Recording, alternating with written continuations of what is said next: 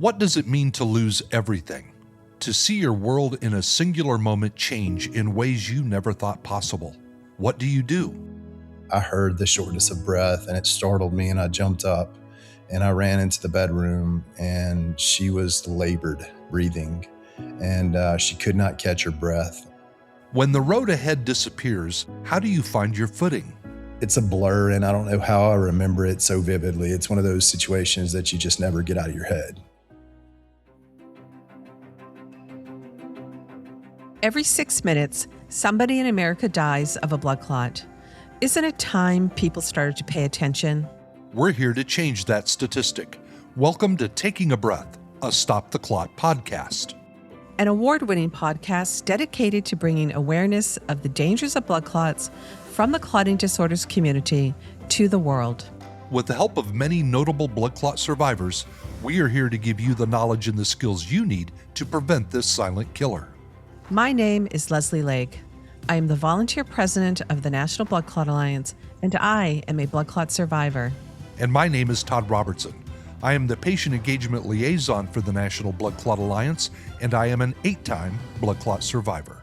And we're here to stop the clot.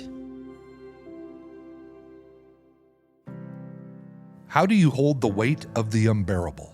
Even as it fails to diminish in its heft, we move forward and share the weight with those we love and those who love us. Our guest today is somebody whose life was completely reshaped after a fatal pulmonary embolism suddenly struck. In conversation with Leslie Lake and in remembrance of Amy Dew Dornbusch, please join me in welcoming father and blood clot awareness advocate. This is Kette Dornbusch. Yes, so I'm Kette Dornbusch, and I live in Oxford, Mississippi.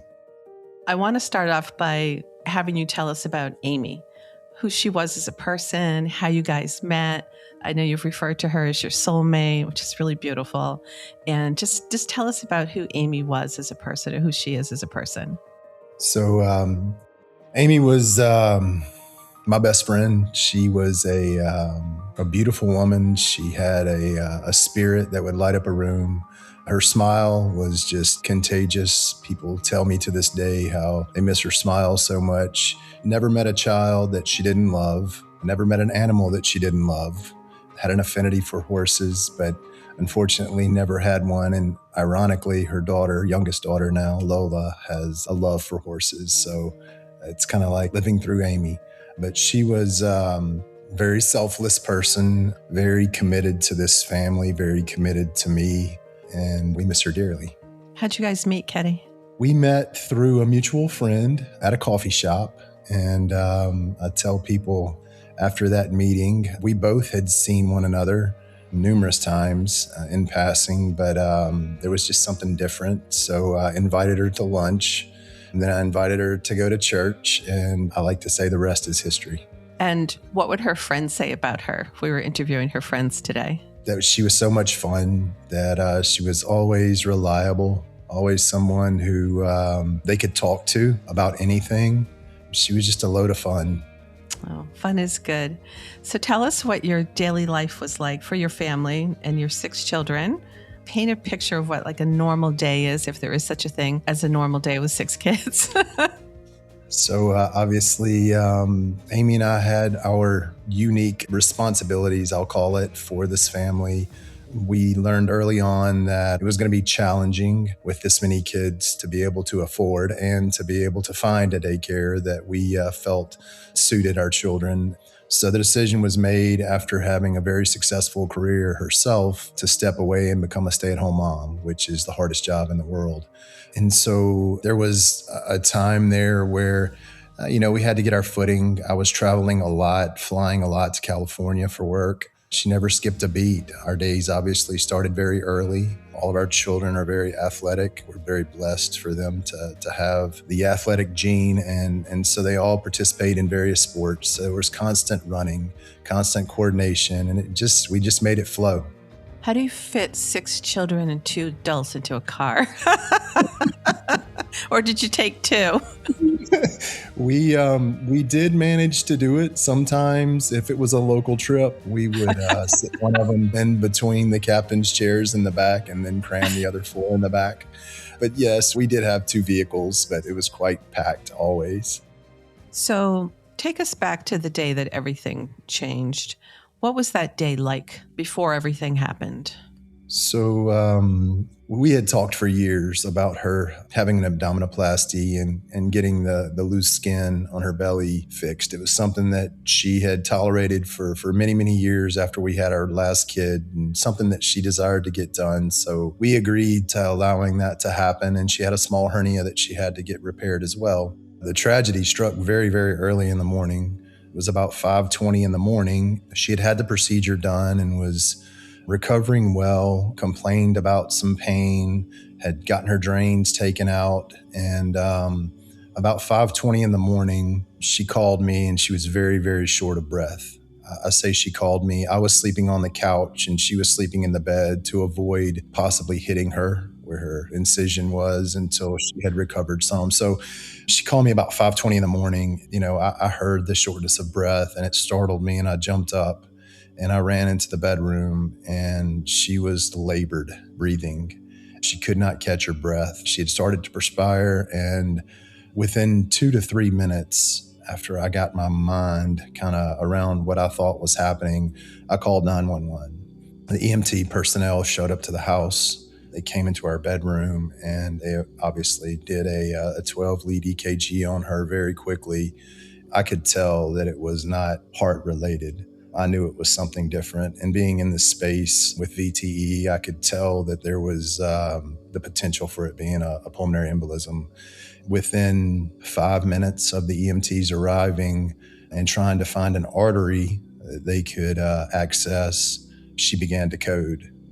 I don't know how to this day, none of the kids woke up.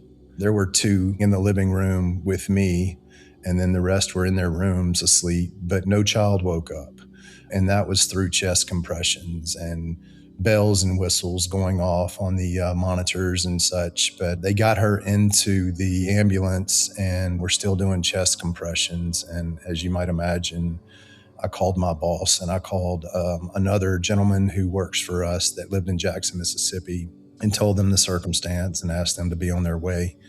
And then I called her mom and dad and let them know. And they rushed, obviously, to the hospital from Brownsville, Tennessee. So it's a blur, and I don't know how I remember it so vividly. It's one of those situations that you just never get out of your head. So it's a blessing the children didn't wake up. Yes. Yes, very much so.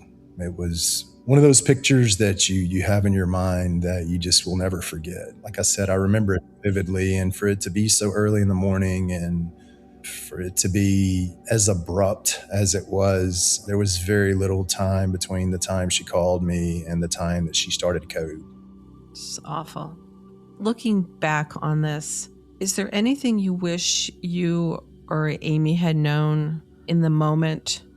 And is there anything you wish you or the hospital had known about blood clots before that day? Leslie, it's what drives you and I both. There's definitely the part of me that says, I wish I had been more vocal with her plastic surgeon about doing a duplex ultrasound on her legs and finding the clot. Beat myself up about that for a while.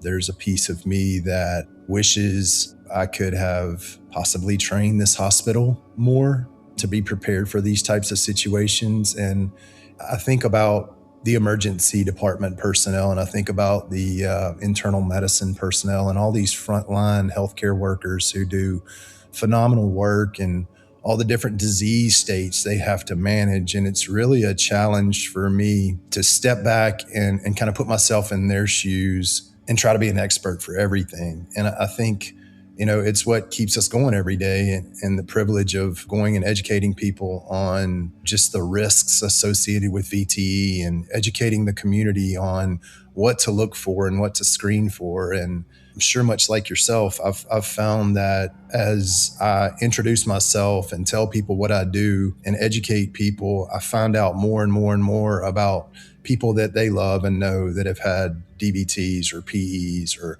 have suffered a loss of life due to this disease state. And I think, once again, it's what really, really drives us. But all in all, I wish I had been more vocal with her physician. I wish I had been more vocal about her getting a duplex ultrasound and giving us that peace of mind that there hadn't been clot formation in her pelvis.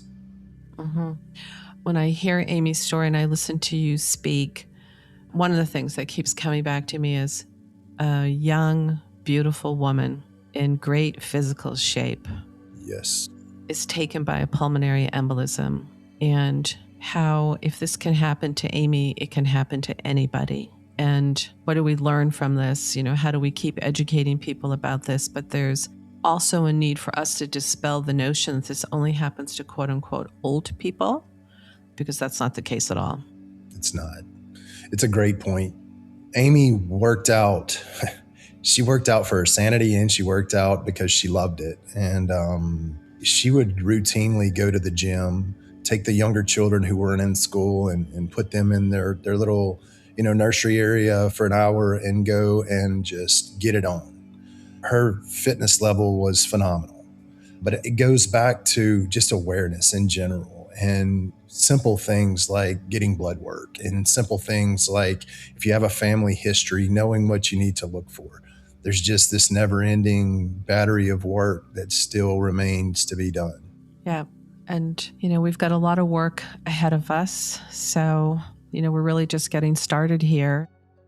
I want to change the conversation a little bit to talk about advocacy now. So when did the idea of a blood clot prevention and awareness bill named after Amy in Mississippi, when did this kind of all come to light for you? Because it hasn't been that long since Amy passed. No, it has not. It's been less than 3 years. And I think the impact that she made, and she still continues to make an impact after her death.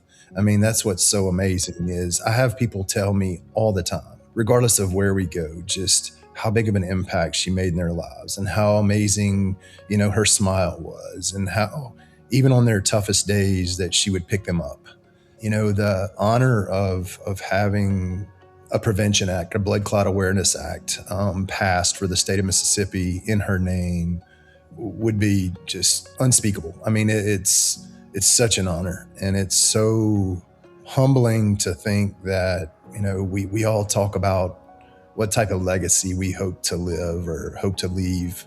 And having 6 kids, it's really hard sometimes to get them to understand like the impact of potentially what could happen.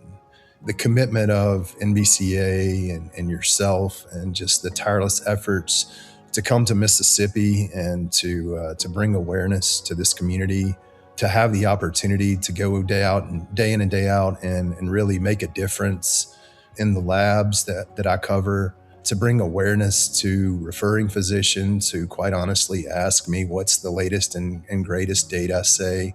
There's just a lot associated with blood clot awareness that the more people that we can reach, the bigger impact we can make. You've turned your grief into public advocacy, which is a really hard thing to do in a very short period of time. How do your kids feel about this? I have kids that range in age from a brand new 20-year-old to 11 years old. So they're 9 years apart, no twins. They all have their unique strengths. And obviously when I'm talking to the older few, if you will, I tell them about these situations. And it's interesting because one of them says it's amazing. And then the other two just reflect, and then they'll say, something positive about their mom. But it is very humbling. It is an incredible honor to even, have this be considered. But more importantly, I think these kids, they're in a small club, right? They're in a small club that for the rest of their lives, they have this stigma, if you will, of losing their mom. And what I've seen it do with respect to them pulling closer together and loving each other more is just quite honestly a blessing to watch. That's really beautiful. You're partnering with NBCA. I might say you're kind of stuck with us at this point, but we'll use the word partnering for Amy's Blood Clot Prevention Act. Talk to our audience about what the bill actually requires and why this does actually matter so much. I mean, you've been touched by this personally. We're going to talk about your professional career also, but why does this mean so much to people, or why will this mean so much to people? And also, why does it mean so much for Mississippi in particular and the Delta region? So for all the people around the country and around the world who are listening to us, they don't know anything about Mississippi. I didn't know anything about Mississippi until I met you. And I certainly didn't know anything about the Delta region in particular, which I will say I have fallen in love with and love coming back to it more and more now that I've spent time there. But why is this so important? So there's a stigma, obviously, that has been associated with Mississippi for a long time. You know, I spent some time in the military that took me to many states and many countries. And the interesting thing was people who had visited Mississippi always came away with kind of this opinion about how polite and hospitable people from Mississippi are. However, when it comes to healthcare and other facets of the state, if you will, we have a tendency to be one of the bottom tier. I don't think that has anything to do with necessarily the quality of care that people receive. It has more to do with the educational level. And so it's why advocacy and education and continuing to have a plan to really drive awareness is so important. And I'll be honest, I feel every conversation that I have with people when they tell me about somebody that they love who has suffered from a pulmonary embolism, whether it's taken their life or not, or even a DVT, or even hear people talk about how, you know, they have a clotting disorder. It's just so important that people understand the resources and the tools that they have available in hospitals, and that hospitals have the greatest offerings that they can possibly give. If not meeting the standard of care, my humble opinion would be I would love to see all the hospitals in the state of Mississippi exceed the standard of care in the awareness and testing that can be offered to patients for patients that suffer from VTE. We've worked to get 2 bills through so far. The Emily Atkins bill in Florida, named after Emily, who passed from PE, and then Blake Burgess in Oklahoma, who also passed from a PE, 23 and 21 years old. So talk about dispelling the notion of it only being old people that get blood clots. It's not true. One of the things that we have learned is, despite how preventable this could be, you know, you referenced standard of care, you know, for educating clinicians, if hospitals are adhering to standard of care, we're educating them about that as well. We can give the states the playbook to really save a lot of lives. I mean, a lot of lives with pretty simple measures, but not every legislator is going to care. And that's what we learned about Florida. That's what we learned about in Oklahoma.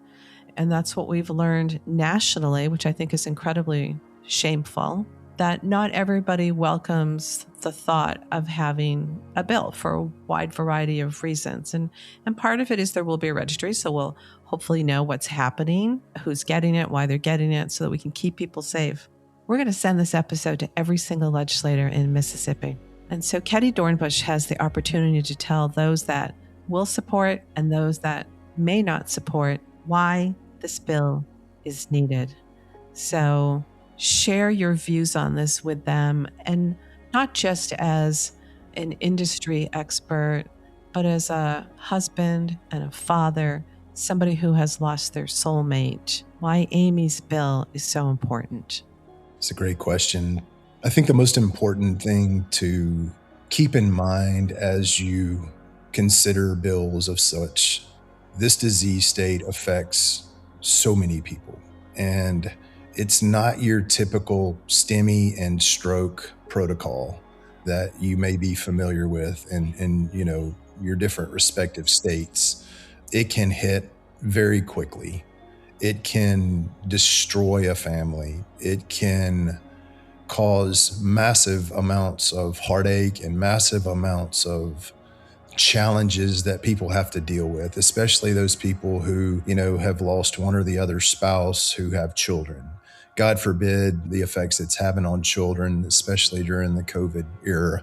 I think the biggest point is we have to lead from the front. I think Mississippi has a chance here to be on the forefront of something that would put them in the top 2 or 3 states in the United States to pass legislation.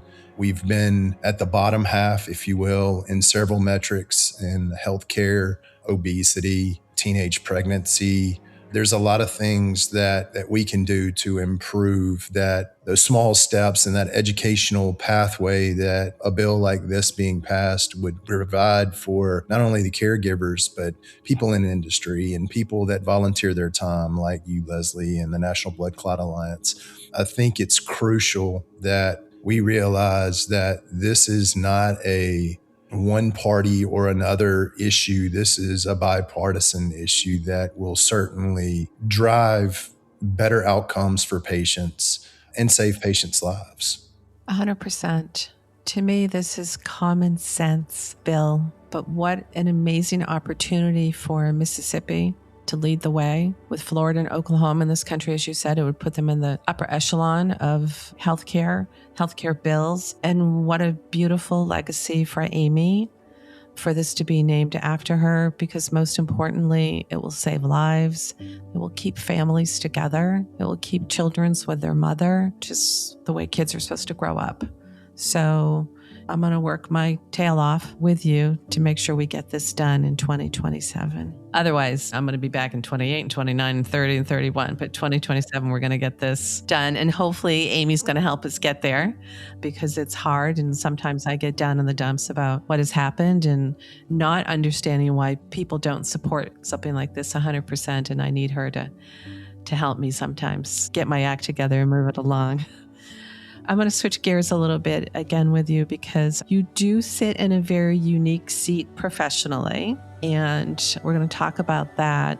You work for a company called Penumbra, and tell us what they do and how your personal and professional life have collided. And sometimes I wonder if God has intervened here and wanted you to be in that seat at Penumbra. But again, speak to us as a layperson, because not everybody knows what STEMI is, or protocols, or standard of care. But let's start with what you do and who you do it for, and kind of how this has all come together. And then I'm going to talk to you about treatment after that, okay? Awesome. I've been blessed after getting out of the military to moving into the medical space. Company that I work for, Penumbra, is a phenomenal company. They have both a neurologic division that treats stroke, and then they have a peripheral vascular division that treats everything kind of from the neck down to the toes. And we suck blood clots out of the body. We have catheters that are designed to go in less invasively and do just that, suck blood clots out of the body. And we are the market share leader in practically every space that we compete in.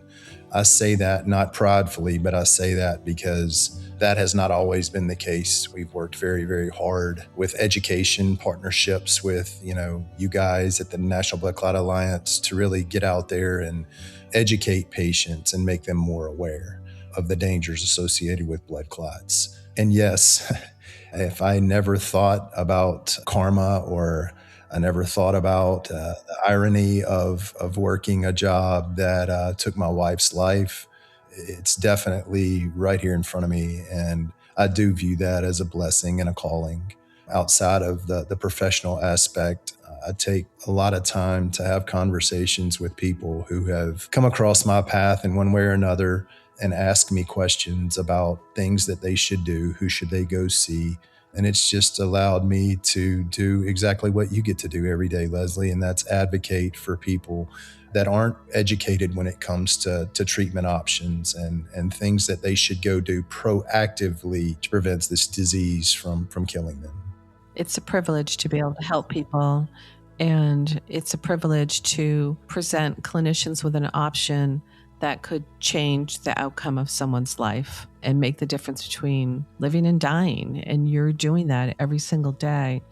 So talk to us a little bit about how your work at Penumbra has actually changed how you think about blood clot treatment, because you referenced standard of care before. So typically people think about anticoagulation, right? But you guys have a device, and a device that can actually take these clots out of the body.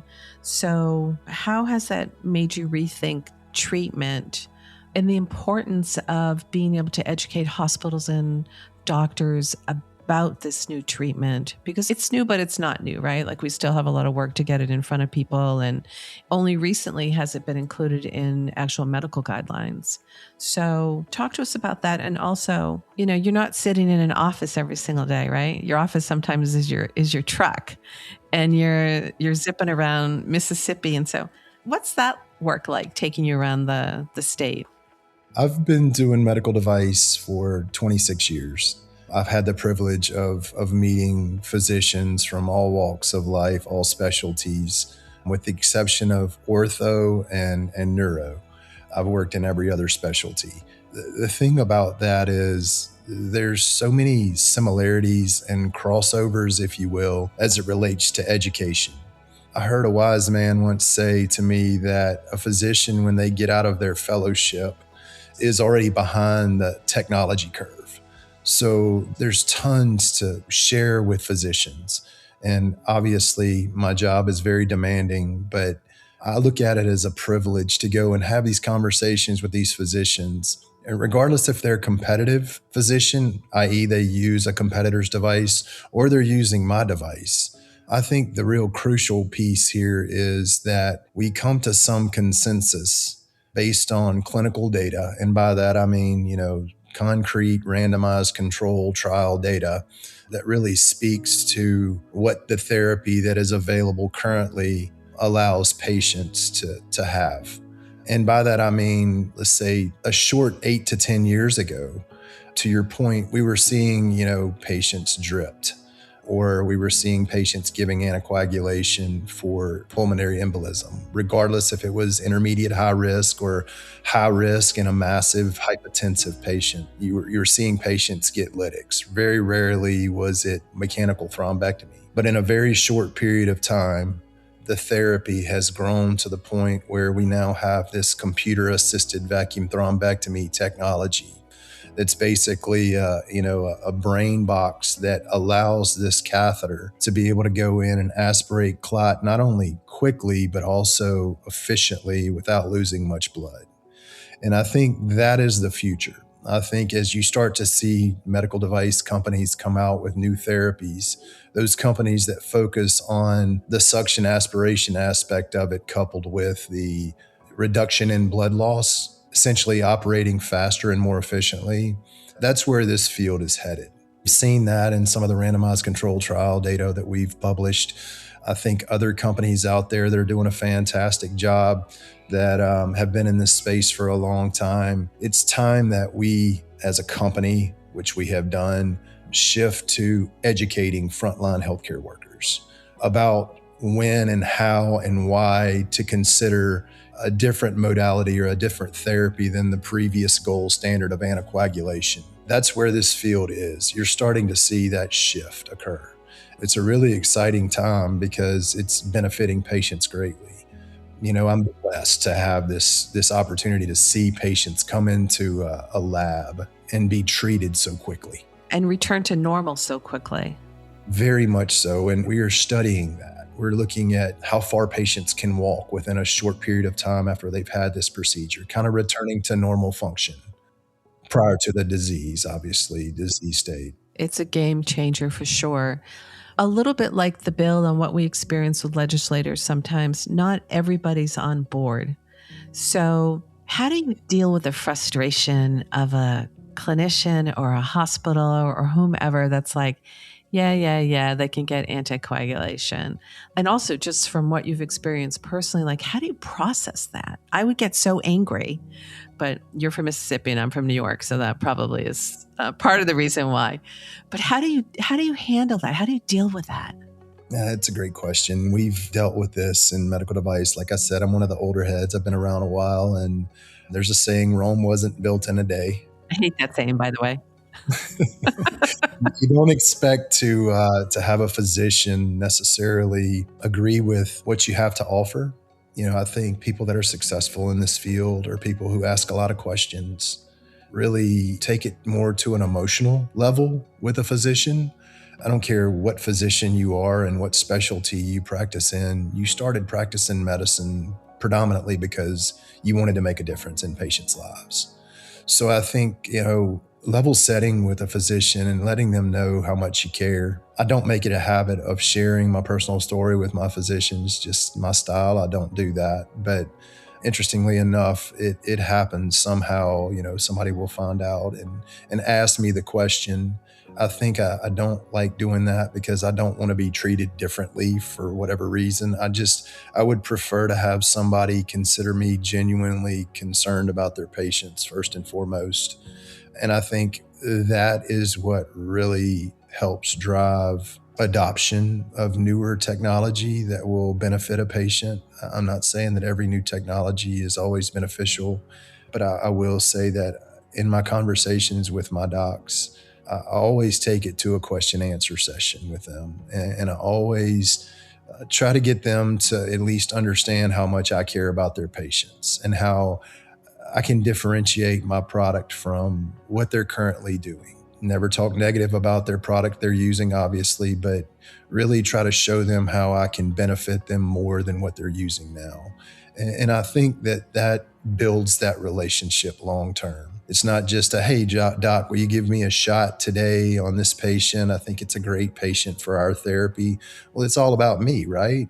It's not about them. When you sit down and you really have that conversation with people, you learn a lot about what really drives them, what really is important to them. And I think that is what really allows us to have these long-term relationships that then engage them to start directing us to different departments where they feel like our education might be more beneficial.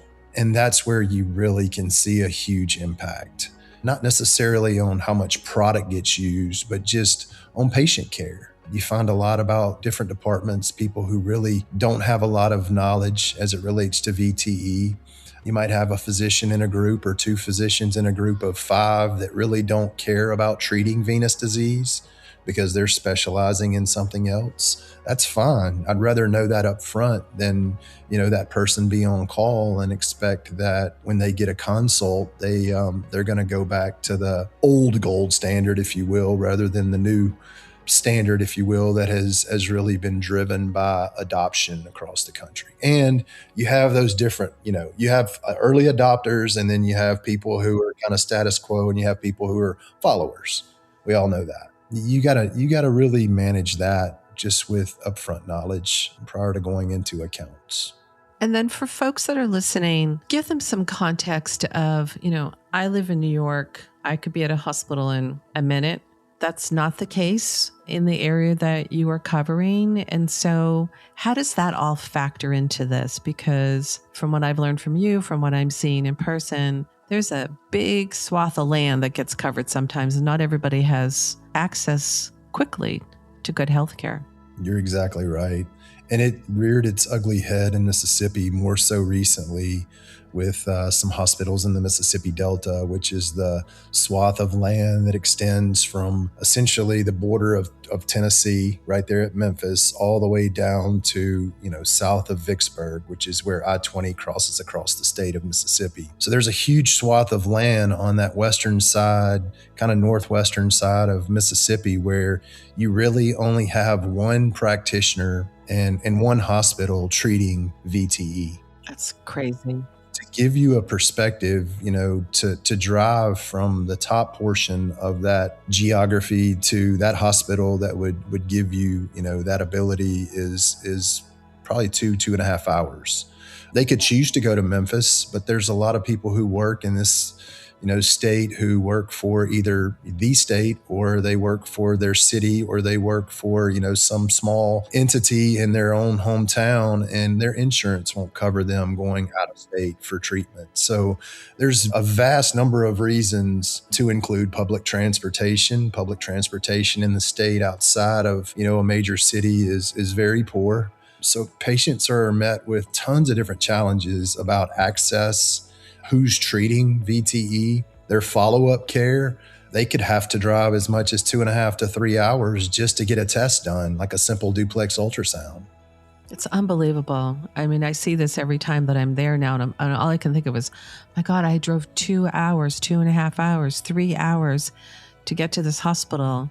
And that's me driving myself. Imagine you're at home and you're waiting for a first responder to come get you, which is another obviously group that we're going to be hopefully educating soon as well. So thank you for everything that you're doing, because there's a lot of moving pieces that go into this. First of all, just the fact that you've taken the most horrific personal crisis and are using it to help other people is amazing. And then the fact that you're helping all Mississippians by trying to educate clinicians about what is out there to help people that might get a blood clot is just as impressive. So Kette, thank you for everything that you're doing for folks. I want to bring it back to Amy, because this is about Amy. So I don't know, for some reason this makes me smile and laugh when I think about asking you this question, but if Amy could see what you're building in her name now, what do you think she would say? She would crack a joke somehow. But no, she, once again, Amy never really wanted a lot of fanfare or notoriety. She'd probably give me a big hug and say, I love you. And for the folks that are listening today, especially all the folks in Mississippi, but after hearing your episode today, what do you want them to take out of this? I think the message is pretty clear. Blood clots affect so many people, and we really can make a difference. Utilize your resources in your hospital. Get online and search up the National Blood Clot Alliance, and for heaven's sakes, follow their site. There's so much valuable information that is entailed in that site, and there's so much on social media, great snippets about different things you might never think about. But this disease state really does affect everyone. No one is protected or immune from this disease state. So just be diligent. And if you have been affected, get involved. There's tons of ways you can get involved and really make a difference in other people's lives. It is really a privilege to work for both Penumbra and to work with the National Blood Clot Alliance, not from a selfish standpoint. Obviously, this privilege of having this act passed in the state of Mississippi in my wife's name is a great honor, but a great thing that we can do for this state to get involved, and states outside of Mississippi, obviously, too. But for me locally, it's such a blessing to be able to help other people and to really make a difference. And I get to do that every day. It's just such a privilege. From my standpoint, I echo everything that you have said, and I want to add a little something, which is we're going to be gearing up soon to hopefully announce our legislative sponsor of Amy's bill. And then we're going to need the public to come behind and support this. We did this in Florida. We did it in Oklahoma. We're going to do it again in Mississippi. You said something really important, which is nobody's immune from getting a blood clot. Absolutely anybody can get this. And so we need to educate people. We need to make them aware that this exists, that you're at risk, but it's so preventable. But we need to have some things in place to protect people. And that's what Amy's bill is going to do. And we're going to be asking the public to support this bill by reaching out to their state representatives to do so. So all hands on deck.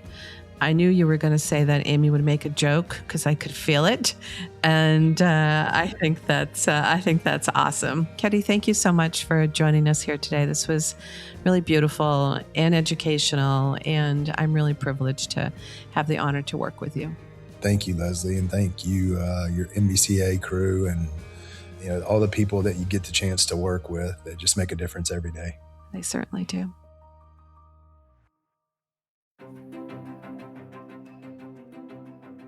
Thank you for joining us on another season of Taking a Breath. We want to thank Kette one more time for sharing his journey and his advocacy and allowing us a glimpse into Amy's world. As we close out the end of our 3rd season, we want to thank you for being a part of this journey and helping us change the way we view and talk about blood clots. For more information on risk prevention and community, please visit stoptheclot.org. And if you wish to aid in our efforts of blood clot awareness, please consider donating to our cause at stoptheclot.org/donate. We know the patient because we are the patient. Together with listeners like you, we can collectively stop the clot. For more information, visit stoptheclot.org. Another Everything Podcast production.